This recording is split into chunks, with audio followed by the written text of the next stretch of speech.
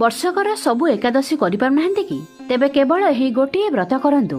ଏହା ହେଉଛି ପବିତ୍ର ଭୈମୀ ଏକାଦଶୀ, ଯାହାକୁ ଭୀଷ୍ମ ଏକାଦଶୀ ବା ଜୟା ଏକାଦଶୀ ମଧ୍ୟ କୁହାଯାଏ। ଏହା ମାଘ ଶୁକ୍ଳପକ୍ଷ ଏକାଦଶୀ ଦିନ ପାଳନ କରାଯାଏ। ପୌରାଣିକ କଥା ଅନୁସାରେ ଦ୍ୱିତୀୟ ପାଣ୍ଡବ ଭୀମ ଭୋକ ସହିପାରୁନଥିବାରୁ ସବୁ ଏକାଦଶୀ ବ୍ରତ କରିପାରୁନଥିଲେ। ତେଣୁ ମହର୍ଷି ବ୍ୟାସଦେବଙ୍କ ପରାମର୍ଶରେ ସେହିଦିନ ନିଷ୍ଠାର ସହ ବ୍ରତ କରି ସମସ୍ତ ଏକାଦଶୀର ପୁଣ୍ୟ ପ୍ରାପ୍ତ କରିଥିଲେ। ସେଥିପାଇଁ ଏହାର ନାମ ଭୈମୀ ଏକାଦଶୀ। ଆଉ ଏହି ପବିତ୍ର ତିଥିରେ ସରଶଯ୍ୟାରେ ଥିବା ପିତାମହ ଭୀଷ୍ମ ଭଗବାନ ଶ୍ରୀକୃଷ୍ଣଙ୍କ ଉପସ୍ଥିତିରେ ପଞ୍ଚୁପାଣ୍ଡବଙ୍କୁ ଜ୍ଞାନ ପ୍ରଦାନ କରିଥିଲେ। ସେ ନିଜର ଶେଷ ସମୟରେ ବିଶ୍ୱର ସବୁଠାରୁ ଶକ୍ତିଶାଳୀ ସ୍ତୋତ୍ର ବିଷ୍ଣୁ ସହସ୍ରନାମ ପାଠ କରି ଶୁଣାଇଥିଲେ।